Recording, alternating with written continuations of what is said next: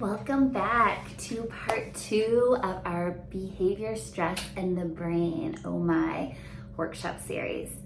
So today in this part 2, we want to really dig into understanding behaviors, right? Why does your child behave the way they do when there's more stress? And how we're going to be able to do that is by watching and wondering. So if you remember on video 1, if you haven't seen that yet, I encourage you to go watch that one first. But video 1, we talked about normal brain development, and we also talked about what we need to do to have that ideal development and how stress can interfere at certain milestones. So today, now we're gonna see, okay, so if we had those stressors and we didn't develop ideally, or if stress is too high for the tools that we have, we're gonna see certain behaviors. That's what we're gonna dig into. You're gonna have a lot of aha moments in this video, is my hope and my prayer. And things are gonna start to make more sense. So I wanna encourage you, don't just listen to the examples I'm sharing. I want you to really think about the kids that you know in your life. And the more personal you can make this, the more you're gonna get out of this video series. So what do you need to do? We talked about being curious, how that is a key to connection. And by being curious, how do we do that? Watch and wonder, right? You're gonna watch your kids. Start watching them when they're healthy and vibrant, and really watch them even more so when they are stressed. What do they do? How do they behave? And then start wondering why. What tools are they using? Why are they doing that? And the more you watch and wonder, the more self-discovery you have, the more connection you're gonna have with your children and understanding.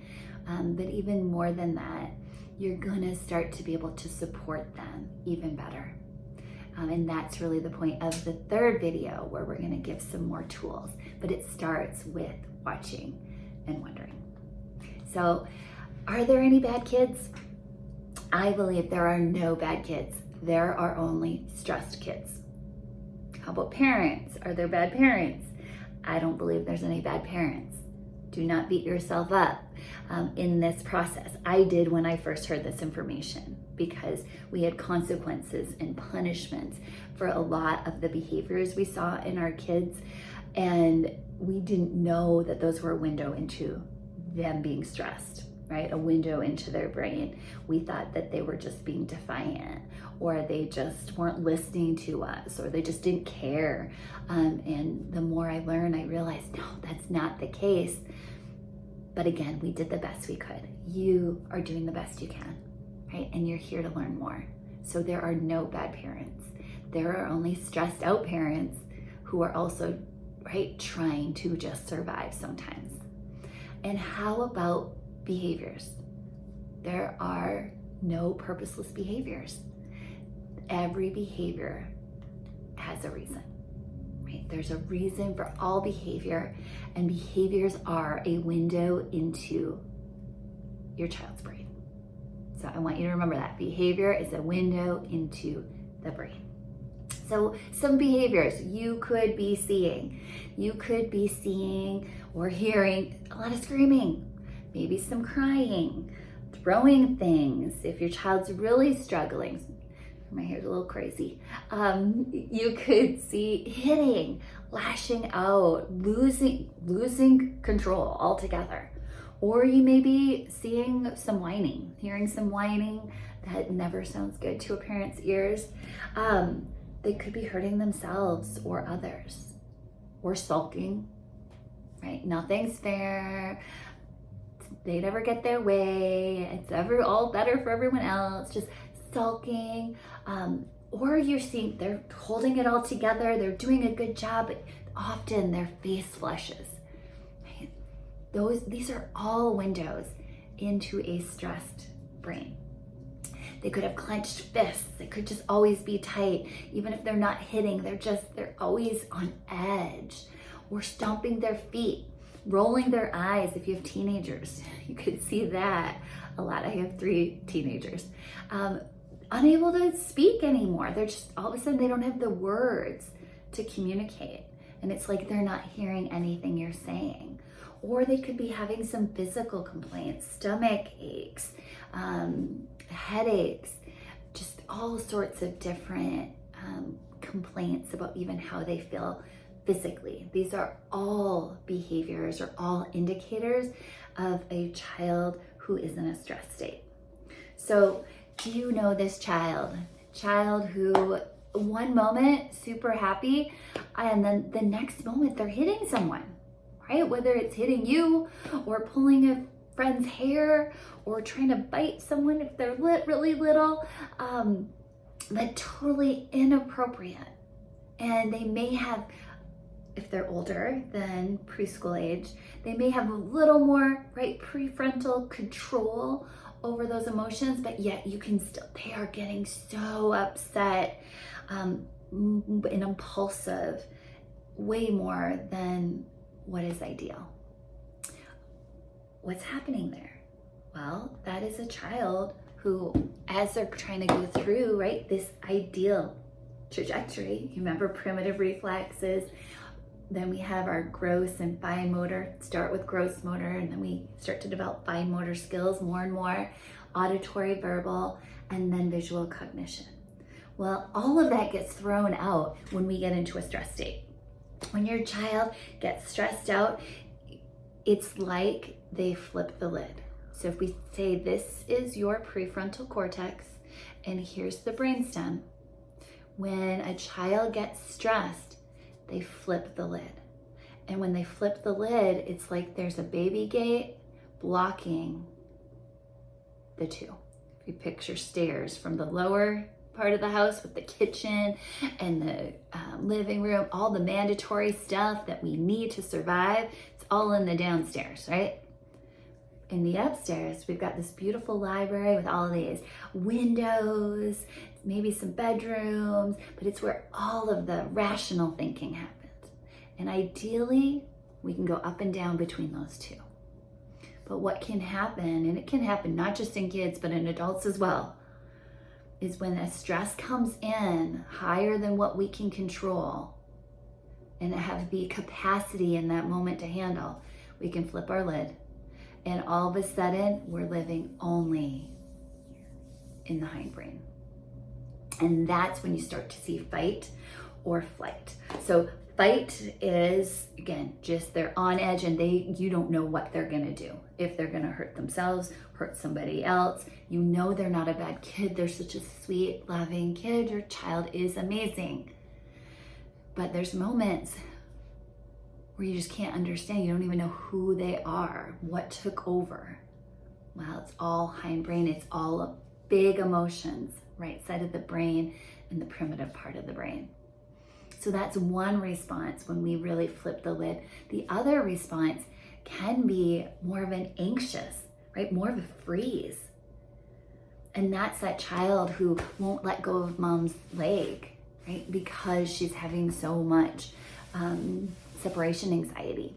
But you know, eventually she'll be so happy there. She loves school, but again, just attached to mom's leg. Or this happens often for girls and boys sometimes, but middle school or freshman year of high school, the demand gets higher.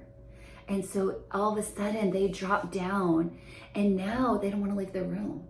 They start to develop anxiety about certain things. And rationally they know this doesn't make sense, but their body is stuck in this fight or flight and they can't handle the stressors. That's the big thing as chiropractors that we get to help with. And it's amazing when we get everything back into alignment and using, right, that top-down connection and having more of that whole brain working well and communicating well, how much better a child can control their emotions and how much better they can respond to life stressors. So that's one thing that can happen depending on the tools we have. So if a stress comes in and it's higher than what the tools we have, right? We're either going to flip the lid and go all the way down to the bottom, more primitive reflexes. And now we're just talking about, right, startle reflex, and we're just impulsive and easily set off. But if we don't go to that whole extent, what can happen is when the demand comes in high, visual cognition, like, all right, I want you to write this story, very complex, intricate detail. And if the child's not there yet and they don't have those tools developed, again, they have some tools, but they don't have the high level tools that the teacher's asking for, they're gonna drop down to their most reliant tools they have. And if that tool that they have is that movement and touch, what do you think you're gonna see? This is my sister, Krista, right? Everything she does is, if stress comes in, she is touching everything. She's touching everybody, right? She's talking, she's using other tools that the teacher's not asking for, but the demand is way higher than the tools she has. So she is gonna drop down and she is gonna use those tools. She wasn't a bad kid. She isn't a bad kid. But certain scenarios were not ideal for her. When there was a lot going on, right? The demand was too high. She has the most amazing memory when she is interested in something. You probably know kids like this, right? You're like, you're so smart, but why are you struggling? She has way better memory than me. However, she struggled in school. And a big part of that, right, was, again, having a hard time focusing on what the teacher was asking. And so instead, you were seeing her touching and doing all sorts of other things. Or this is the child, like my youngest, where it always has to be like bouncing a ball, always has to be touching something. If he's not touching something, if the stress is high or he's really focusing, he's sticking his tongue out. Like, all of these are indicators. These are windows into a nervous system that's under some extra stress. Putting things in their mouth, right? This is another one. My oldest used to do this. And he would, if stress was high, he would suck on his shirt or anything he could get his hand on. And it, again, we thought, wow, stop it, you're ruining your shirt. If you have a child who does this, you know what I'm talking about. And it's frustrating and it's hard not to be like, come on, buddy, like, we won't buy you any new shirts if you don't stop sucking on your shirt. And if it was that easy for him, he would do it, right? But it's a window into his nervous system and his brain that was stressed. The demand on him at that point was higher than the tools he had. And so he dropped down to more of that movement touch. And we know with little ones, right? How do they learn? Putting things in their mouth. It's soothing, it's comforting, but it's not the most sophisticated tool. It is not the best way to learn and cope. However, they're gonna do and try to respond in the most efficient way that they have the tools to do at this point, right? They're just not there yet for the demand that's being put on them. What if a child is primary in their auditory and verbal skills? What are we gonna see? Well, the stress comes in higher again, like asking them to do 4 things in a row, right? I want you to go up to your bedroom. I want you to get your backpack. I want you to put your shoes on and then meet me in the car. Sounds pretty easy. However, if they don't have the visual cognition to actually be able to, in their mind's eye, see the order of that, there's a good chance, right? Since they're not there yet, they aren't hearing everything you told them. So where does this child end up? Yeah, they're in their bedroom. They might have their backpack, but they didn't make it to the shoes and they definitely didn't make it to your car. And that can be so frustrating. And you're thinking, but their primary is auditory verbal. I talked to them, right?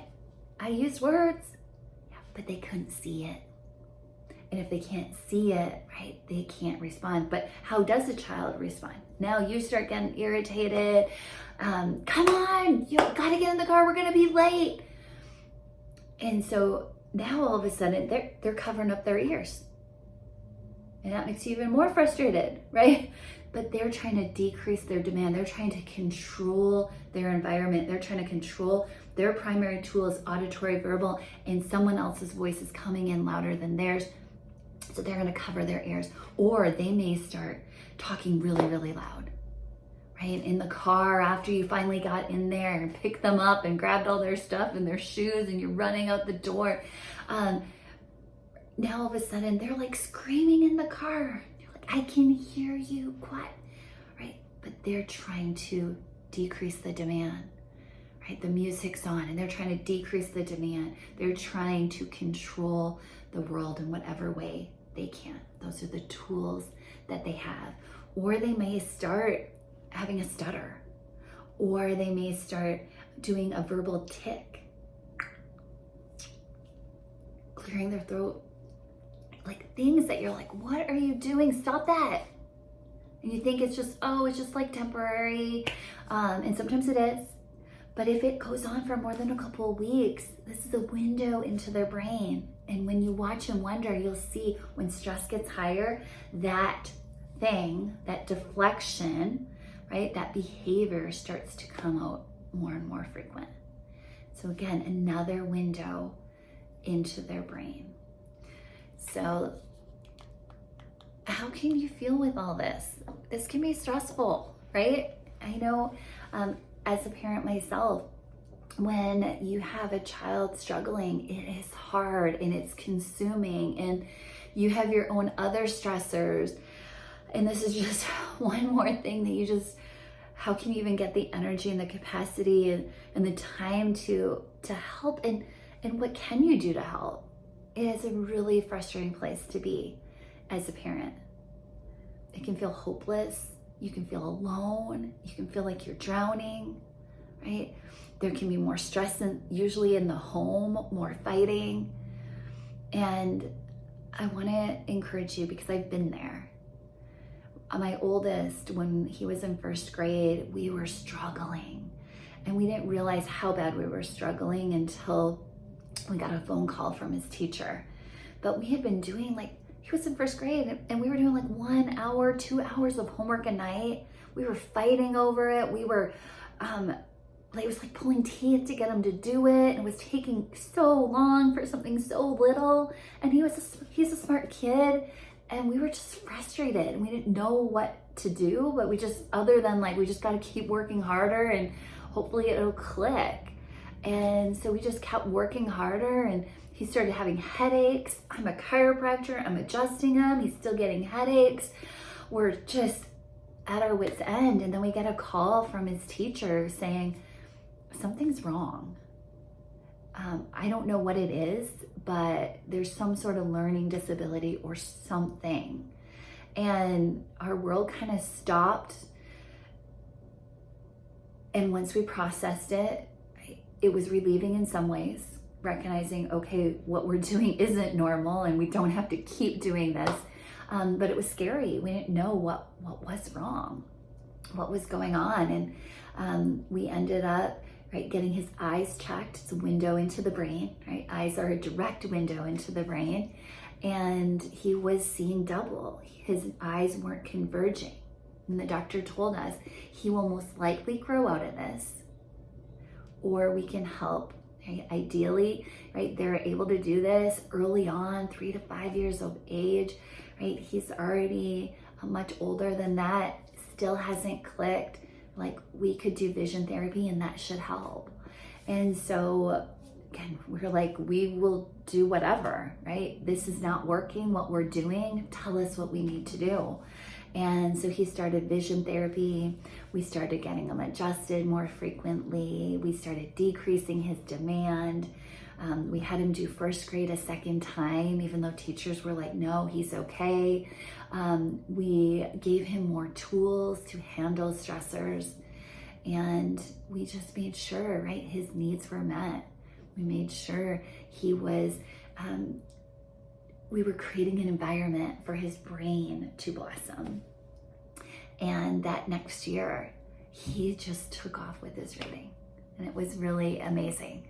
But when I look back, there were so many little indicators before, so many behaviors, so many red flags that he wasn't ready for first grade when we first put him in, right?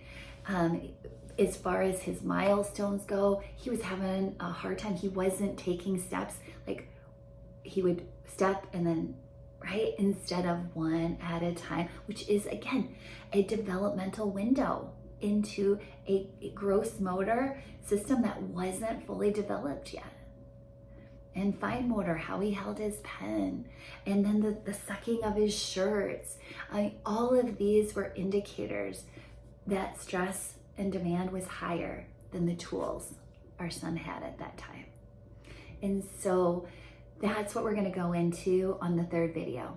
We're going to look at not only what did we do to help our son, what have I learned there, but what can you do, right? What are some tools? Because you probably had some moments in these last 20 minutes where you said, whoa, my child, I see that in my kid, right?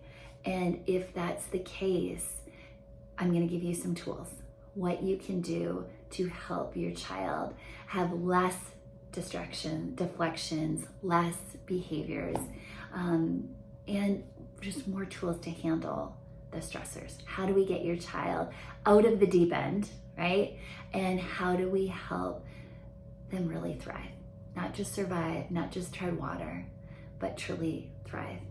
And if your child is on that healthy trajectory, these next video, it will also help you to have tools to continue to help them along that way. So I can't wait to connect again.